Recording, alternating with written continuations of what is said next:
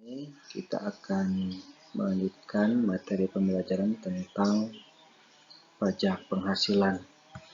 Sebelumnya sudah kita bahas beberapa materi di kelas 11, diantaranya konsep dasar perpajakan. Dari pembelajaran tersebut kita bisa melihat beberapa hal, ya diantaranya ada fungsi pajak, hukum, asas dan sebagainya, kemudian jenis-jenis pajak.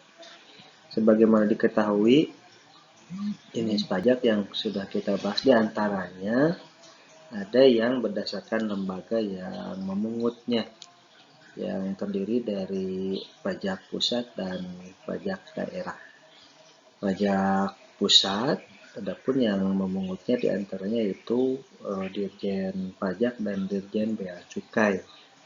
Di Dirjen Pajak, beberapa pajak yang dipungut antara lain pajak pertambahan nilai, pajak penghasilan, pajak PBB, dan lain sebagainya. Kemudian di Dirjen Bea Cukai, diantaranya memungut pajak dari materai, cukai, dan sebagainya.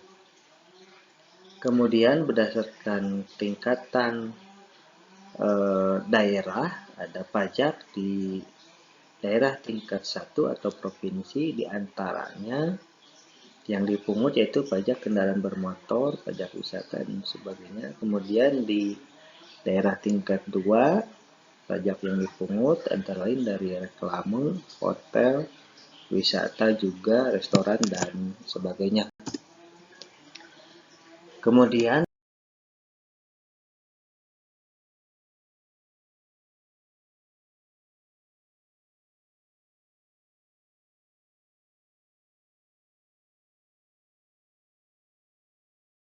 dari pemungutan di pajak pusat, yaitu Dirjen Bea Cukai dan Dirjen Pajak.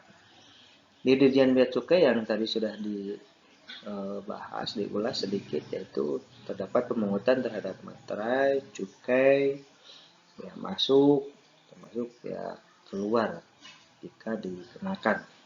Kemudian yang akan kita bahas yaitu pajak yang dipungut di Dirjen Pajak. Di antaranya pajak bumi dan bangunan, ada pajak pertambahan nilai, dan yang ini kita bahas materi selanjutnya yaitu pajak penghasilan.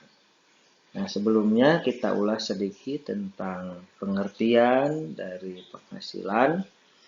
Yang sudah kita ketahui juga bahwa penghasilan merupakan tambahan kemampuan ekonomis bagi seseorang atau suatu lembaga.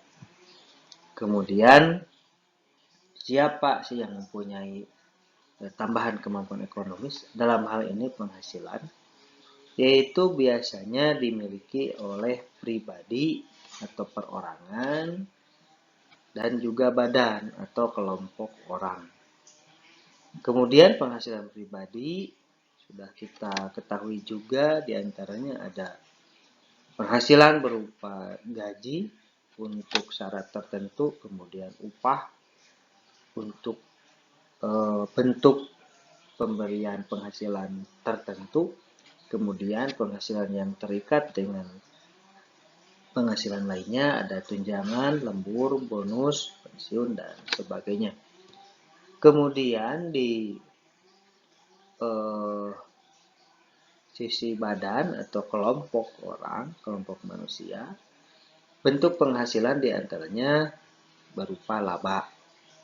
Nah, dari beberapa penghasilan tersebut biasanya dikenakan pajak atau dipungut pajak dan berdasarkan pada jangka waktu penghasilan atau penerimaan dari penghasilan tersebut, yang biasa disebut dengan periode atau periodik.